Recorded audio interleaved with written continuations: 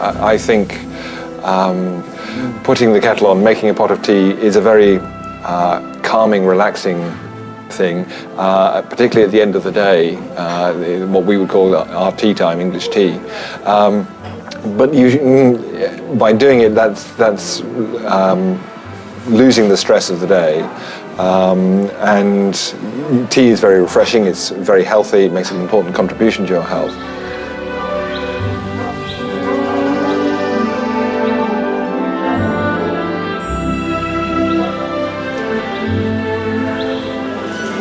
I won't let this disappear from England. Please, keep it. No, I mean, it's so much part of the English tradition, isn't it, to have afternoon tea.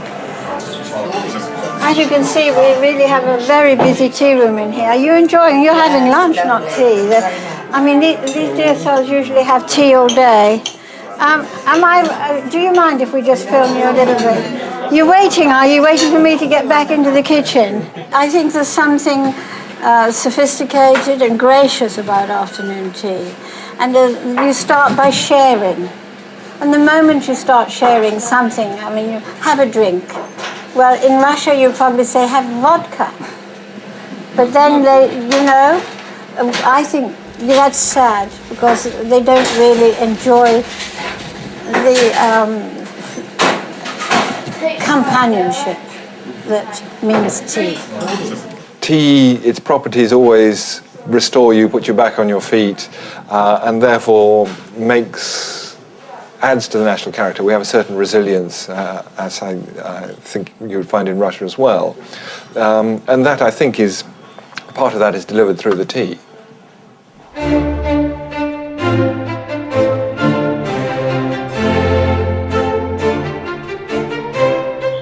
London, 1940. Admiral Lord Mountavance, Regional Commissioner for Civil Defence, recalls a particularly difficult moment. I do not wish to forget one terrible night when the city was ablaze.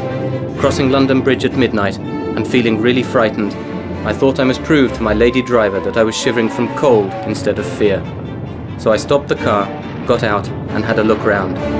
Fires were burning fiercely and there was no sound except that of bombs falling. Just then, a mobile canteen came lumbering over the bridge.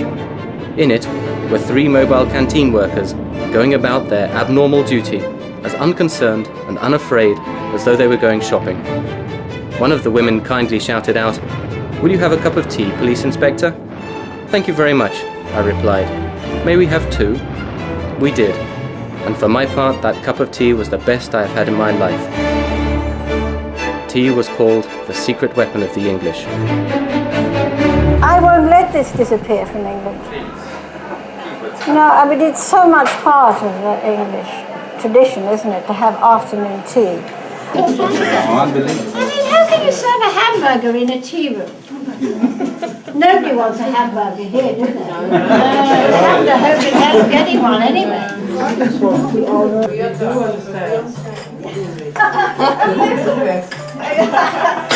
Are you drinking this now? No, I just... Have you seen this? People are coming into the tea room with water. Barbarian.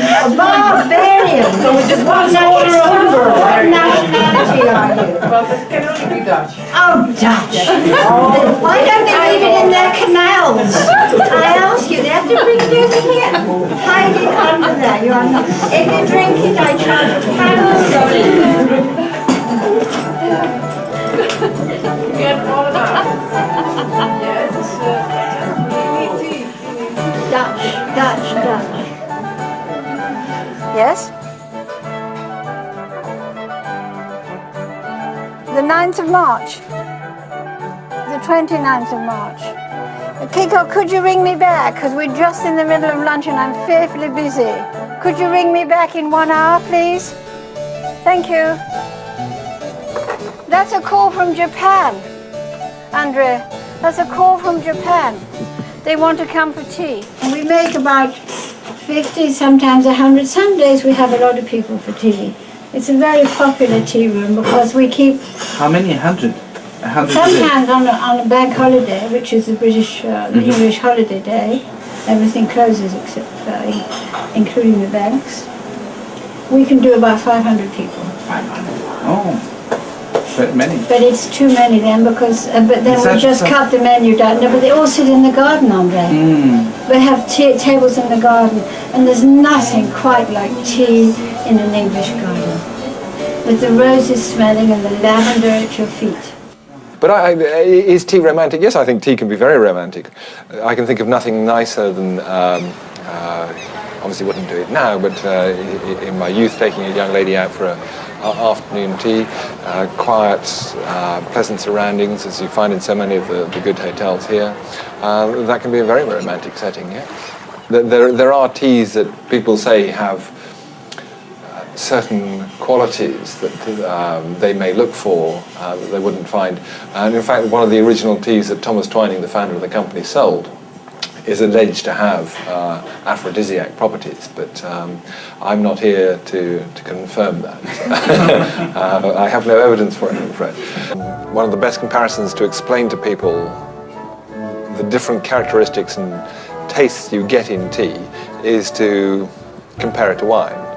People know that where the vine grows gives it its flavour, and that from a vine you can make white wine, which is like green tea, lighter and more delicate, more refreshing, and the black tea is like the red wines, heavier, full of flavour, deeper and heavier in the mouth. So the tea plant, which fundamentally is Camellia sinensis, produces both green and black tea, but where it grows, the soil, the altitude and the weather conditions affect the bush to give it natural flavours. So a tea grown in Darjeeling is going to have a very different taste to a tea grown in Sri Lanka. But even within Sri Lanka, there'll be different tastes. And so that is a very good way of explaining to people that you shouldn't ask for a cup of tea, but you say, I want an Earl Grey or I want an English breakfast, because you should drink your teas according to how you're feeling. I mean, to me, English breakfast is a good, strong, pick-me-up tea. It gets you going. Whereas a Prince of Wales or an Earl Grey is more a relaxing tea. And the green teas, of course, very refreshing, very light, very good after meals. Having said that, I know plenty of people who like to drink green teas first thing in the morning. I'm not dictating when people should drink them. I'm trying to give people the information to make informed choices as when they might try a different tea. I think it's a very personal taste.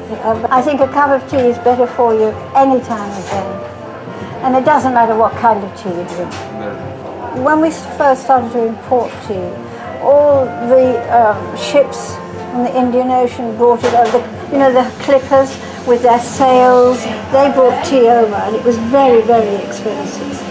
And so you used to put it, it was locked up in the households.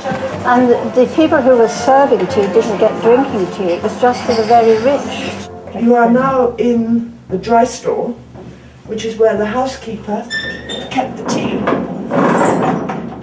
In these enamel containers, which are very heavy, lined with red, and the tea was kept in here to keep it fresh, and also to keep it under lock and key because it was very expensive. This one is Hyson's tea. That would have been the everyday tea, and then the family, these are smaller, and the family would have used these for more expensive tea. Again, lead lined. We even have some tea, green tea that is kept in there, and it still smells fresh. That's Hyson's and that's Souchon. But it is one ingredient that you have to have in everything, right from your scones, the soup, the tea, And what? 4-letter. Love. That's what I was going to say. You have to have caring and love, and when you're doing it, and we send it, we had from Russia with love, so you now got from England with love, and it comes in the shape of a scone or a letter. I think you become less aggressive. We should serve all our, so all the people that, certainly the German nations and some of the very positive, aggressive people, more aggressive. I will be careful about that one. You better take that bit out. Shall we go back over that one? Some of the more aggressive nations could do with drinking tea. The British themselves, like most things they are too modest. They don't think it's work, you know, they've forgotten some of their traditions, but it's coming back. We have been influenced horribly, horribly from America, and they now drink coffee more. Not all this palaver, but they usually have a mug of tea halfway through the afternoon. Tea, yes, they're still great tea drinkers. Coffee has come in a lot, but we do still have a cup of tea about 4 o'clock, most people. And if you work in a factory, it's provided it comes round on a trolley for the workers. I'm often asked, do I drink coffee? And yes, I do, because actually our business started in coffee. So here in this shop, we still sell very little coffee, never exported. But I drink 1 or 2 cups a week, whereas I drink 10 or 15 cups of tea a day. And there is definitely, you get a certain feeling after a cup of coffee, and it's a very different, more pleasant feeling after a cup of tea, to me. My daughter, Don't tell me she's drinking coffee. I have excommunicated her from family life. I don't want to know anything about her. I love her dearly, but I mean, I think she was a bit tired of Margaret's tea. But no, I mean, she has a coffee shop and she sells roasted tea. But it is coming back. There's definitely a revival. New things, new innovations, everybody wants to try them. But there will always, always be a place in our hearts, and I think in the whole world now, for a British cup of tea. What a finale. Cut.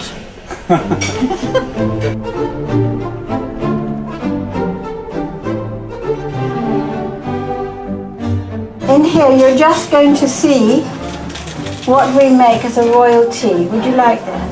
Oh, that's Very much. And of course, you know, I sell, and the other thing that's become a habit, and it's really going back to before we could afford Indian and Chinese tea. We were drinking herb teas. Mm-hmm. They were very homeopathic. They were medicinal. So we've always drunk tea as a nation. I think we drink more. I would like to think that we're beginning to drink more tea than beer, but I have my doubts about that. But I'm doing my very best to make that so. This country in particular, our drinking water wasn't safe to drink. Mm-hmm. Now, to make it safe to drink, the brewers made it into a very light beer. So in the 18th century, it is true, early 18th century, it's true to say that we were drinking beer for breakfast. Now, if you boil the water, obviously that makes it safe to drink, and therefore tea could replace ale at breakfast. When tea was introduced into this country, it was not welcomed. It was officially brought in by a Portuguese princess, because the Portuguese, of course, discovered tea for this part of Europe. And she married our King Charles II, but the doctors decreed that it was bad for you. The clergymen, the members of the church, said that it was coming from a non-Christian country, it must therefore be a sinful drink. And the brewers didn't want to lose their business, so got together with the doctors and the clergy and lobbied Parliament to make this unpopular, bad-for-you, sinful drink taxed. And at its peak, it was taxed 119%, which means a reasonable amount of tea, half a kilo of tea, would, of the sort of quality that my ancestor was selling, would be more than the average person's year's wages. So it was a drink for the elite, for the wealthy, the aristocracy. This is where we'll have some tea laid out for you in a moment. This of course would have been the traditional high-class way to serve tea, with the silver tea set. And that would be laid out on a lovely lace cloth, which if I'd known you were coming, I would have done for you. But that's what you should really see, Andrea. A tea table laid up. This is the tablecloth, and it should be much better ironed than that. But my grandmother's cloth.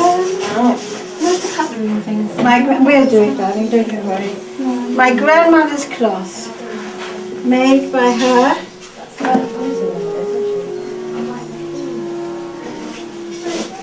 This is how tea would have been prepared. This you must see. It's probably better. Could you bring me 2 cups and saucers and plates? We're going to lay this up for a royal tea. And one serving tea was such an important occasion that they would obviously have their husband at home for this great ceremony. Now, the English aristocracy weren't afraid to allow people to know that they were wealthy. In fact, they quite liked to let people know. And one of the status symbols was drinking tea. So you would then have your family portrait painted drinking tea. And that is why some of the strange English habits emerge. At the same time, coffee had arrived in the UK, and in the City of London, we're just outside of the City of London here, but it's basically a square mile, there were over 2,000 coffee houses. Now, Thomas Twining, who founded this company, bought a coffee house at the back of this building, and to make it different to those 2,000 other coffee houses, chose to sell fine quality tea. And we can say this is the first tea and coffee shop in the world. Earl Grey famous blends that we have, and Twining's very lucky because we have the original recipe for this. There's an amount of legend surrounding it. Charles, the second Earl of Grey, was a well-known statesman in England and Prime Minister from 1830 to 1834, but history has him recorded thanks to tea. The story goes that he sent a diplomatic mission to China. Rumour has it that it saved the Mandarin's life, but in any case, it was so successful that an especially valuable present was sent to him, a flavoured tea. The Earl of Grey and his family so liked this tea with bergamot oil that he asked Twinings to make some for him, and the result is one of the most popular types of tea today. But this gives you an idea of a very elegant English table dating way back, really. They would have had all these things. To start with, they just had tea. I have a tea set that hasn't got any plates, because when tea drinking first came into the country, they just had tea. You know about the cups and saucers?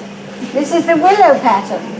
Yes. Again, it's about, I'm full of love, you see, this is about lovers in China who tried to escape over the bridge because he was poor and she was a princess. Diana and Charles, probably. I hadn't thought about that. No, don't think that. He gets killed, they both get killed, and they change into doves of peace. And they live forever in love in the sky. We are very sentimental people in England. To start with, the chinaware was much smaller than this, and there was no handle. That came later. But they were small, delicate porcelain bowls. The way a lady measured her purity in those days was by the delicate bone structure in her hand. The smaller and more delicate the hand, the more delicate a lady, and also the colour of her skin against the whitest thing they had, which was this porcelain. And so the whiter the skin, the purer a lady. I mean, it's obvious, isn't it? Yes. Luckily, we've moved on since those days. So they would hold the bowls round the top, displaying their hands, or like this. And there's obviously nothing for your little finger to do except to protrude, to stick out. So when the rest of us saw the aristocracy drinking their tea like this, when we went down for a glass of gin and tonic or a beer, we would put our finger out and do it that way. You are in the housekeeper's room, and she looked after the house, the contents of the house, for the lady who owned it. And it is in here, which is her room, that she would have met all the domestic servants and told them what to do for the day. Invariably, their tea would be around this table, and it would be almost a ceremony, and the housekeeper would pour the tea out from the teapot into the cups, and then that was a little bowl for washing your fingers after you'd eaten cakes or something, and here's your little milk jug. They would then discuss the day's activities with each other. Myself, right, I have my tea in a china beaker. I like it hot, with milk and no sugar. Another thing is that we quite often serve lemon. Milk in tea is also, it used to just be drunk black, without anything in it. And then because we became more in a hurry, and we're talking now about 250 years ago they were starting to hurry, they added milk so they could drink it quicker. I think it was sometimes that the lady of the manor didn't want to have her guests for too long, so she cooled the milk down and they went away all the faster. The other important thing about English tea is that obviously milk is regularly added to English tea. Again, this started with the ladies and the delicate porcelain. We didn't believe, because we'd never seen anything like this, that if you hold it up to a light you can see through it, it's translucent. That if you put hot liquid into it, that it wouldn't fall apart. And having just paid a lot of money for it, it was safer to put some milk in first to reduce the temperature of the tea so that the cups didn't break. And of course they didn't, because porcelain won't, but they didn't know that. Then the British potters tried to make porcelain and they didn't get the formula right. And the early examples of British soft paste porcelain, as it's called in the trade, did fall apart if you didn't put milk in first. So the habit of putting milk in was continued. The other thing about English tea is, as you were saying, Andrea, it's regional.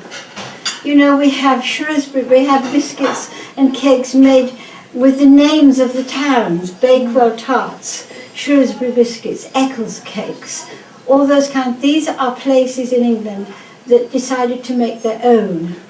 That is a royalty and it's terribly inexpensive. 5 o'clock tea is a whole art form. The ceremony presupposes not only a certain way of behaving and talking, but also a certain company. Everything has to come together perfectly. The tea service, the tablecloth and the napkins, the flowers in the vases, the crockery, and even, ideally, the refreshments.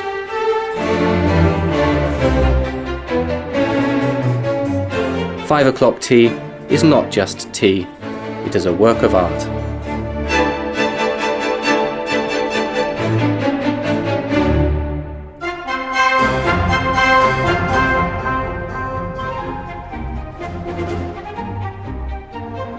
Cornwall, 1739, and Captain Isaac Cockart, Mayor of Falmouth, has been arrested for smuggling tea.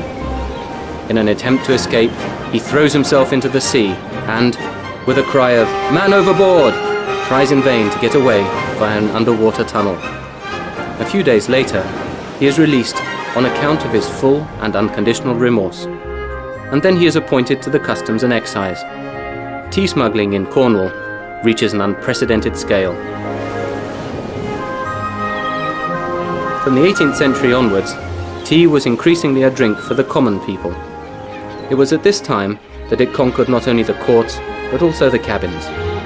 Breakfast or supper, even in ordinary English households, became unthinkable without the drink, which is refreshing in the morning and relaxing in the evening. François de la Rochefoucauld, the famous French moralist and writer, wrote in 1784 that in England, tea is drunk everywhere twice a day, and although the expense of doing so is very high, the lowliest peasant drinks it twice a day, as do the wealthy. It enjoys enormous demand. And because of this, the fact that it was both expensive and drunk everywhere, the inevitable result was attempts, many of them successful, to supply the ever-growing demand by whatever means, including dishonest.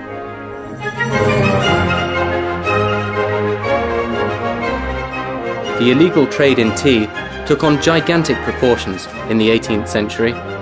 Smugglers, sometimes working on their own, sometimes in groups, and sometimes under the patronage of government figures, were probably responsible for supplying half the tea drunk in England, and maybe even as much as 2/3. The south and southwest coasts were overrun by smuggling fever. Unlike alcoholic drinks, which were also smuggled, tea was easy to bring in, as it was light and fitted into special costumes sewn for that very purpose. And it was also easy to sell. Demand was constantly increasing, and the official price remained high. The volume of the tea trade was so great that official dealers had to swear a public oath that their tea had been brought legally. Falmouth became the smuggling capital of Cornwall, the most western of the English counties. Everybody was involved in tea smuggling in some way, from young children who would warn the smugglers about the arrival of the law, to young ladies whose fake pregnant stomachs were used to hide sacks of tea, to local priests whose houses held secret stores, to the owners of pubs, many of which had specially dug tunnels leading out to the sea. The government, of course, tried endlessly to counteract the smugglers. A special customs office was built in Falmouth, which was home to a whole division of customs officers, including volunteers. But it was a tough fight. Smuggling was considered to be an honest living in these parts, with some even referring to it as a service. Public opinion did not see lying to the government as a particular sin, particularly as the government had set high taxes on such a vitally important product as tea. Only a reduction in the duties on tea to 13% had any effect on the smugglers. Simply put, it was no longer a profitable activity. It was only in the 19th century that a sort of tea revolution occurred with regard to questions about the production and sale of tea. Until 1834, it had been imported to England exclusively from China. And it wasn't until the grandson of the founder of this company actually persuaded the Prime Minister of England in 1784 to reduce the tax on tea, because the tax on tea was causing all sorts of problems for the tea trade. Luckily, the Prime Minister bought the argument, reduced the tax on tea, and we became a nation of tea drinkers because everyone could go and afford to buy it. We took it to our hearts and have been drinking tea ever since. And then in the 1830s, the late 1830s, the first Indian tea was produced and arrived in London.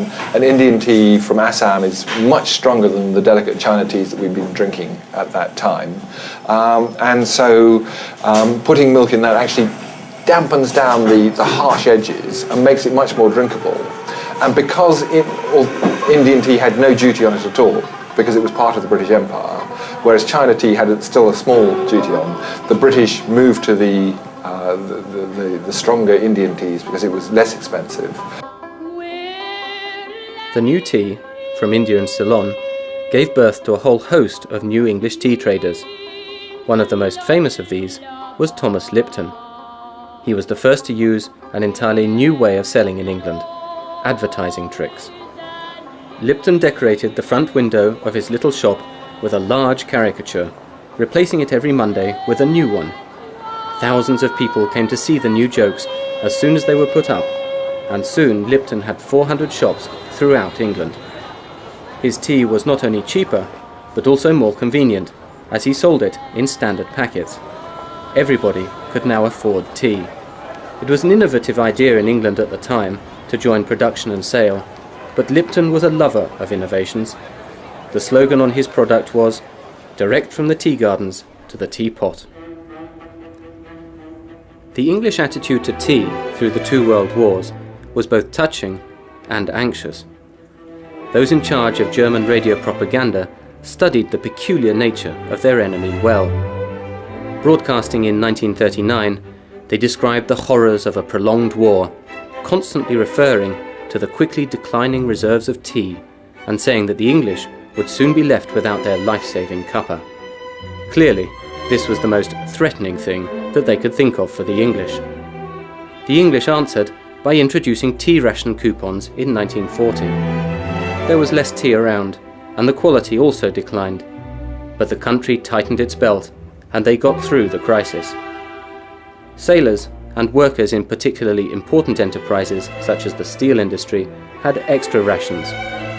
One initiative put forward by the Employment Ministry during the war was to try giving workers afternoon tea. It came as no surprise that the results were astonishing. There was a marked increase in production and a reduction in complaints about tiredness. Tea on Military Duty, a book published in England a few years ago, argues that this drink was one of the most important factors in victory.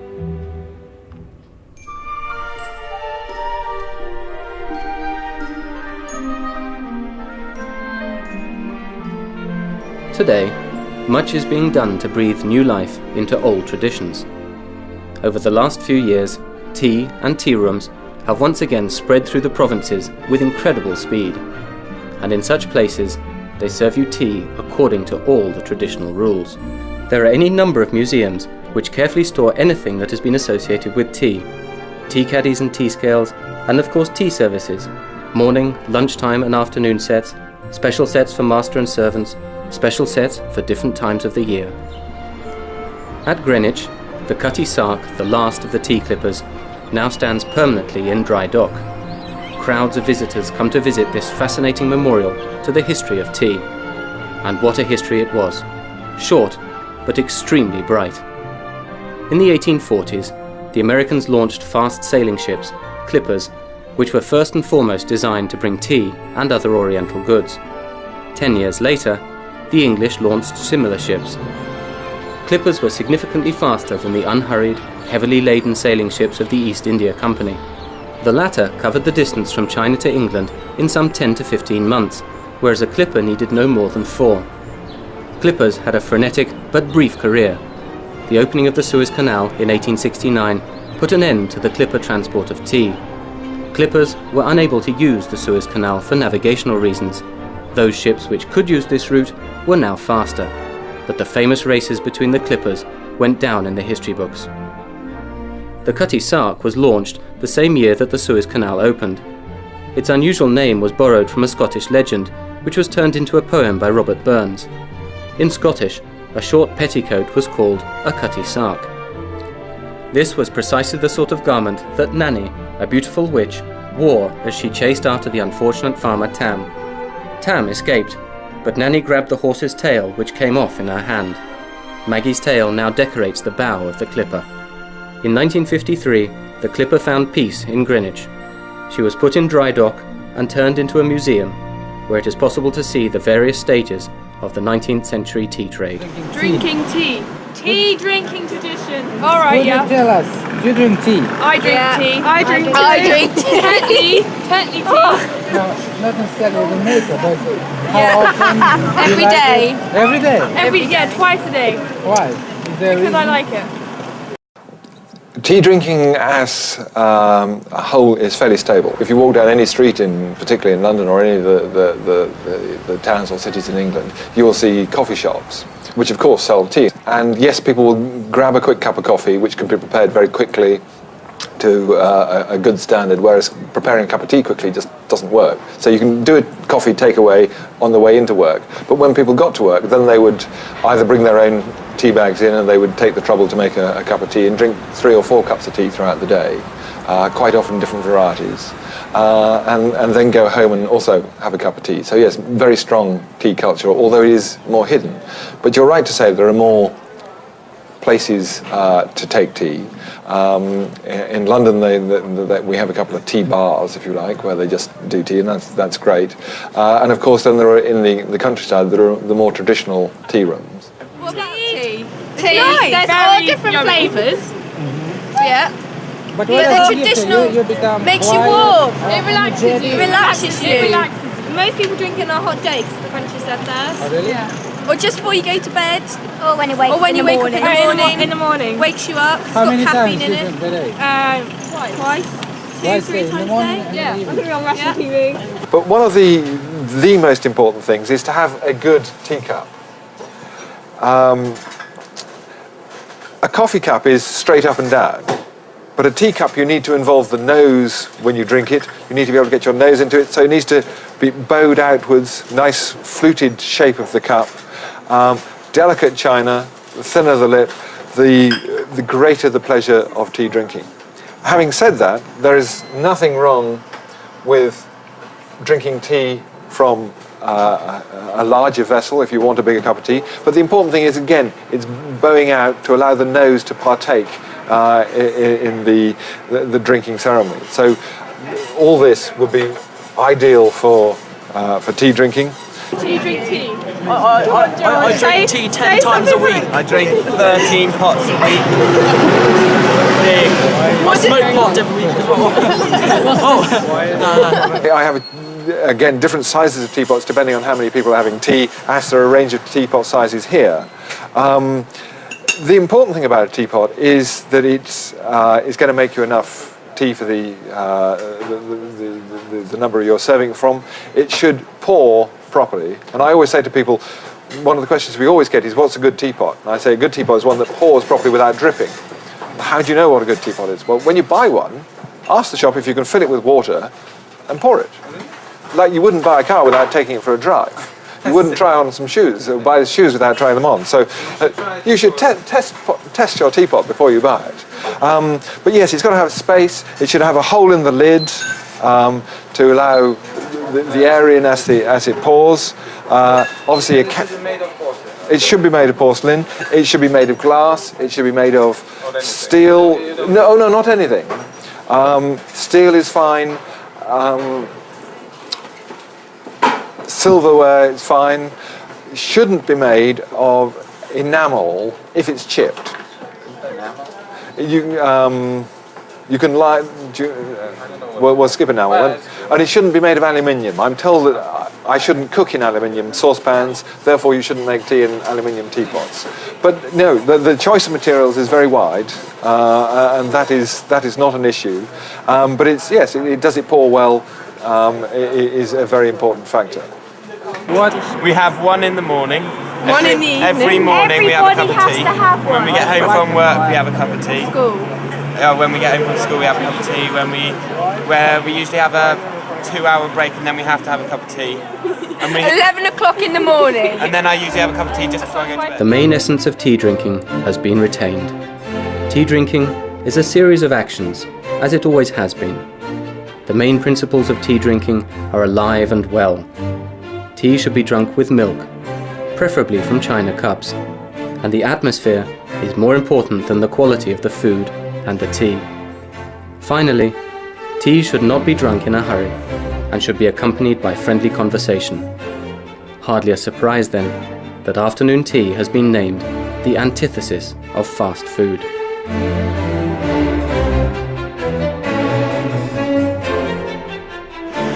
I think that the Dutch and the Russians and the Japanese and the Indians and the Afrikaans and the Australians and the New Zealanders, they come more because it's easier to travel, and they have heard how wonderful our tea is. And I mean, they might travel to see the Tower of London or Westminster Abbey, but they end up coming to have tea. It's very humbling. It's very humbling.